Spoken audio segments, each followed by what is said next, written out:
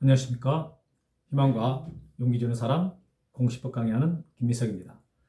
자, 오늘은 암기사항 제11강 16번 각하사유, 16-1 기타 각하사유, 17번 등기필 정보 작성 및 통지, 그 다음에 18번 이의신청, 이거에 대해서 보도록 할게요. 여러분, 여기는 출제 빈도수가 굉장히 높습니다. 여기 부분은 정말 시험에 많이 나오고 있어요. 그래서 확실하게 정확하게 알고 있어야 될 그런 부분이다. 그럼 먼저 자, 16번 각하사유를 보는데, 여러분, 각하사유는 우리 법에가 11가지가 있어요. 11가지가 있는데, 주로 시험은 1호와 2호, 특히 2호 위주로 문제가 출제가 됩니다. 그래서 2호를 정확하게 알고 있는 게 중요해요. 그럼 먼저 제1호. 사건이 등기소 관할이 아닌 경우다. 보통 관할 위반이라고 말하는 거죠. 각하사유 중에서 가장 중대한 위반 사유입니다. 두 번째 거. 사건이 등기할 것이 아니다. 그럼 이 등기할 것이 아닌 사건이 뭐냐? 이거에 대해서 구체적으로 우리 법에서 규정을 해놔요. 그래서 그게 이제 9가지가 나오는데, 먼저 1번. 등기 능력 없는 물건 또는 권리에 대한 등기 신청했다.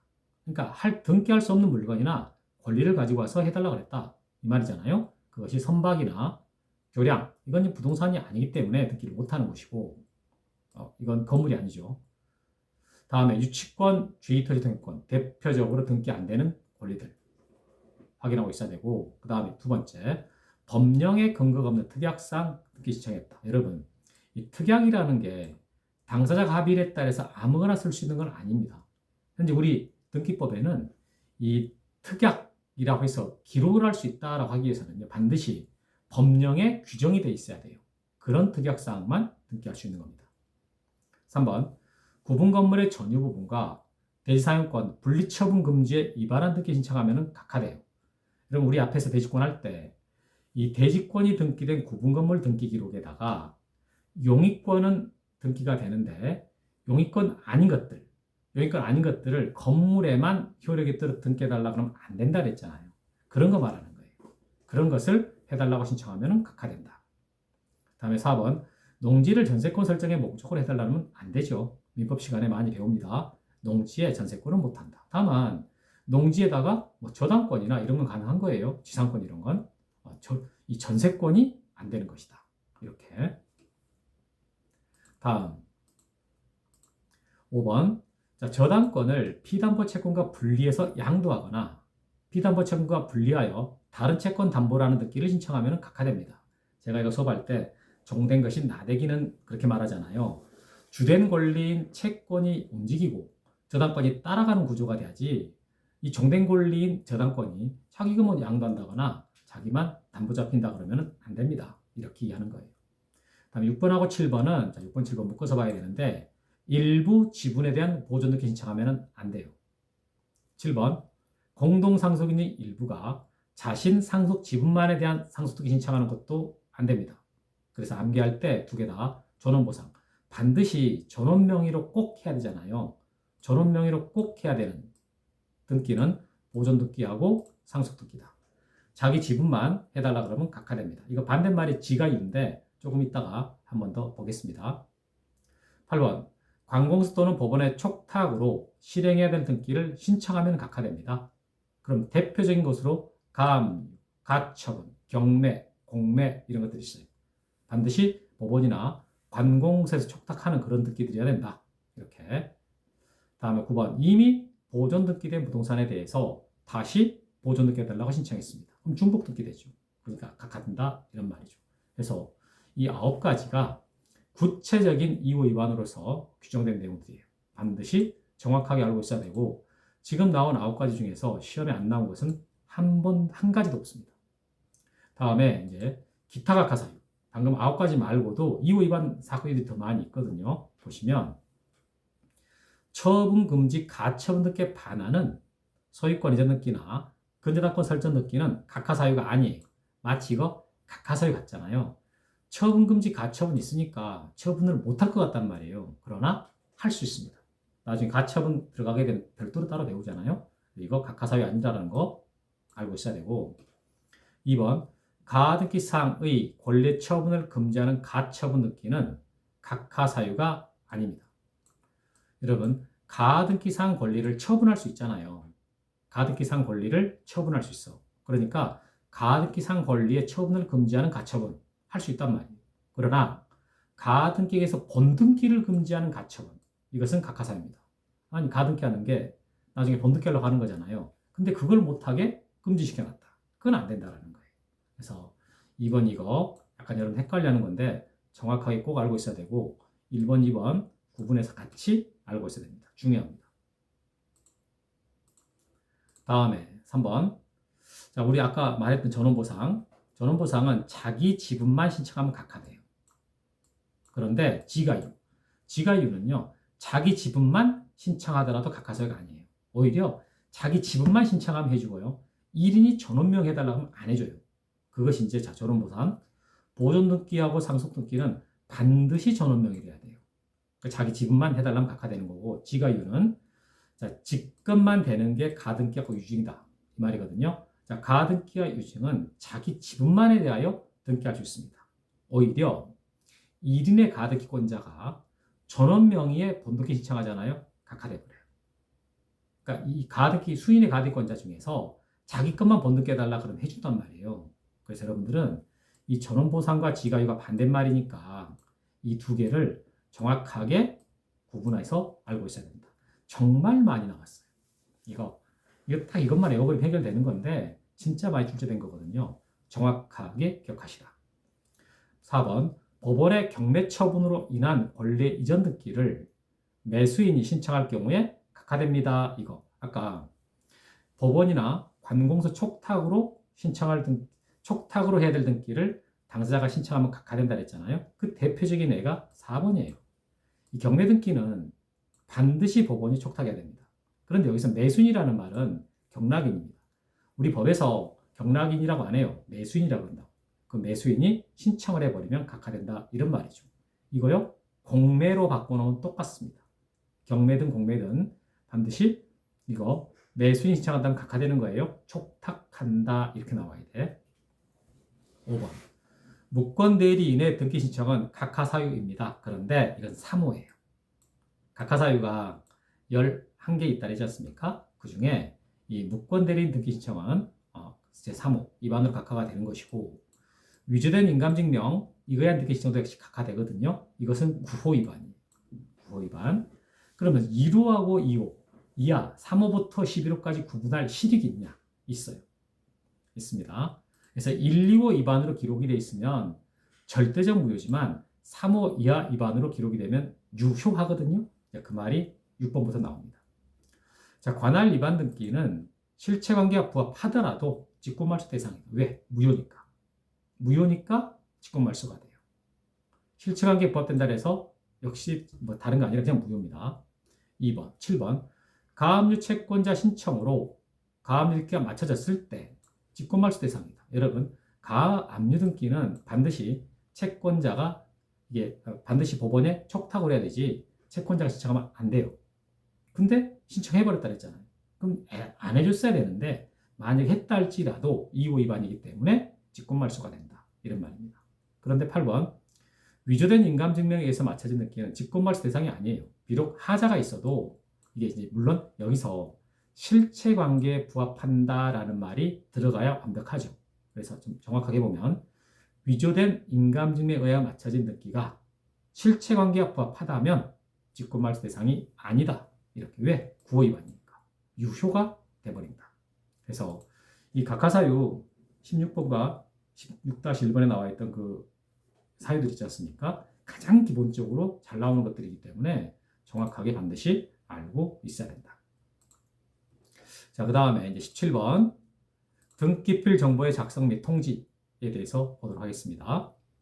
자, 등기필 정보는 새로운 권리자가 등기부에 기록이 되고 그 권리자가 신청한 때 작성 및 통지합니다. 그러니까 등기필 정보라는 게 여러분 우리가 등기 권리증이라고 알고 있는 거거든요. 이것이 작성되는 데는 두 가지 요건이 필요한 거예요. 새로운 권리자가 나와야 되고 그리고 그 권리자가 신청해야 됩니다. 그런 등기로 그게 뭐가 있느냐라고 했을 때 보존 등기, 설정 등기, 이전 등기, 가하 등기, 권리자가 추가되는 경우 이런 경우예요. 그래서 제가 암기할 때 보설이가 추가 이렇게 오는 거죠. 보존, 설정, 이전, 가하 등기, 추가. 이렇게. 그런데 2번, 새로운 권리자가 기록되지 않는 등기. 이건 등기필 정보 작성하지 않습니다. 그러니까 1번에 대한 지금 이어서 설명하는 거죠. 그래서 말소 등기나 변경 등기, 표제부 등기 이런 것들은 새로운 권리자가 안 나오거든요. 그래서 등기필 정보를 작성하지 않는다. 그리고 3번, 새로운 권리자 기록이 돼요. 그러나 권리자가 신청을 하지 않은 등기는 이거 작성하지 않습니다. 예로서 직권보존 등기. 직권으로 보존등기해버린 거잖아요. 직권으로. 그 다음에 채권자가 대신청하는 등기. 그 다음에 승수한 등기, 의무자가 신청한 등기. 이 세 가지는 새로운 권리자가 나와요. 그런데 그 권리자가 신청을 안 했지. 직권을 했거나, 채권자가 대신해버렸거나, 의무자가 신청했거나, 이렇기 때문에 작성하지 않는다. 이런 뜻입니다. 그러면, 자, 이제 비교해서 좀 참고로 보면, 이게 방금은 등기필 정보를 작성해서 통지하는 경우를 본 거잖아요. 이제 제공하는 경우, 아까 앞에서 봤던 거예요. 우리 지난번에. 그러니까 필승의 공이라고 외우는 거. 등기필 정보는 공동신청 및 승수한 등기 의무자의 단독 신청 경우에 제공한다. 이건 제공한다 했잖아요. 그래서 여러분들은 자, 등기필 정보를 제공하는 것을 묻는 것인지 작성해서 통지하는 것을 묻는 것인지를 반드시 비교를 해야 돼요. 이걸 못한 분들이 엄청 여기를 헷갈린단 말이에요. 자, 그럼 제공하는 경우는 등기를 신청할 때 사용하는 표현입니다. 이것은 등기 의무자가 등기소에다가 제공하는 거예요. 암기할 때는 필승의 공 이렇게 오는 거죠. 승수한 등기 의무자가 단독 신청할 때와 공동 신청할 때 제공한다. 이렇게. 그럼 작성 통지는 등기를 마친 때, 다 끝냈을 때, 그때 쓰는 표현입니다. 이것은 등기관이 작성해가지고 등기 권리자한테 통지하는 겁니다. 이걸 우리가 외울 때 보서리가 추가, 보존 등기, 설정 등기, 이전 등기, 가하 등기 추가됐을 때 작성 통지한다. 이렇게 하는 거죠. 그래서 제공하는 것을 묻는 것인지 작성 통지를 묻는 것인지를 반드시 구분해라. 이렇게요. 다음에 자 이제 이의신청으로 가보도록 하겠습니다. 여러분 이의신청할 때 약간 헷갈리는 게 뭐가 있냐면은 이해관계인이 이의신청할 수 있는지 없는지, 몇 호 위반으로 이의신청할 수 있는지 이것이 구분돼야 돼요. 근데 이것은 등기가 실행이 됐을 때와 각하가 됐을 때 차이점이 있어요. 실행이 되면은 기록이 되기 때문에 이해관계인도 등기상에서 이제 등기가 기록이 되니까 등기상에서 이해관계인이 나올 거 아니에요. 그래서 이해관계인도 이의신청할 수 있습니다. 그런데 각하가 돼버리잖아요. 각하가 돼버리면 등기부상에 기록이 안 됐어요. 그러니까 이해관계인이 나올 수가 없죠. 그래서 이해관계인 신청을 못한다. 그래서 이게 할 수 없고 등기 신청인만 신청할 수 있습니다. 그래서 실행됐을 때는 이해관계인도 할 수 있고 각하되면 이해관계인은 못하고. 그런데 실행이 됐을 때는 1, 2호 위반으로만 이의신청이 돼요. 3호 이하 위반으로는 못합니다. 왜 못하냐? 3호 이하 위반으로 기록이 돼 있다 할지라도 유효가 돼버리잖아요. 유효가 돼버리니까 이의신청을 못하는 거예요. 유효하니까. 그러나 각하됐을 때는 사유불문하고 다 됩니다. 1호 위반으로 2호 위반으로 안 해주든 9호 위반으로 안 해준 거거든요. 그래서 각하됐을 때는 사유불문하고 전부 다 이의신청할 수 있고 실행이 됐을 때는 1, 2호만 가능하다. 2번 등기관의 결정 처분에 대한 부당성은 해당 결정 또는 처분한 시점, 이 시점을 기준으로 판단하므로 새로운 사실이나 새로운 증거 방법을 근거로 이의신청할 수는 없습니다. 그 각하 결정한 시점, 그때 기준으로 판단하는 것이지 그 이후에 나온 것들은 고려하지 않는다. 뭐 이런 말이죠. 다음 3번 이 이의신청은요. 관할 지방법원에다가 이의신청을 합니다. 그런데 이의신청서는 등기소에다가 제출을 해요. 그래서 이거 안 헷갈려야 됩니다. 이의신청은 법원에다가 해요. 그러나 신청서를 제출하는 것은 등기소라는 거 구분하시라. 4번 이의신청 기간에는 제한이 없습니다. 그래서 이익 있는 한 언제든지 할 수 있습니다. 그래서 기간에는 제한이 없으니까 언제든지 할 수 있다. 5번 등기관의 결정 또는 처분의 이의에는요 집행정지 효력이 없습니다. 그래서 이의신청에 따라서 그 등기에는 어떤 제한이 있는 게 아니다. 뭐 이런 말이 되는 거죠.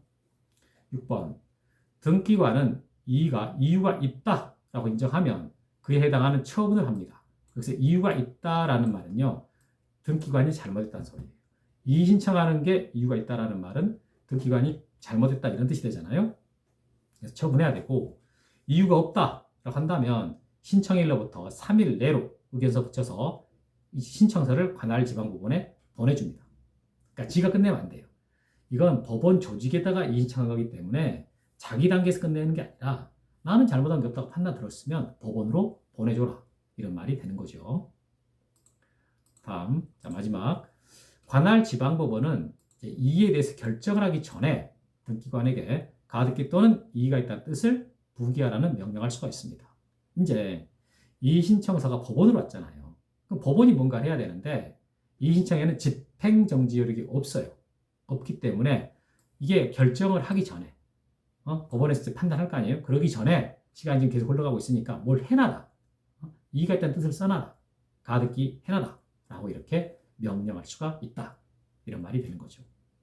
자, 오늘 했던 것들 정말 중요한 것들이다. 그래서 여러분들 오늘 봤던 내용들 다시 한번 간단하게 보면 각하사유, 기타 각하사유, 그 다음에 등기별 정보 작성 통지, 이의신청, 출제 가능성 무지하게 높은 부분 꼭 잘 하셔야 됩니다. 여러분 구독, 좋아요 잘 누르시고 있죠? 좋아요. 자, 마치도록 하겠습니다.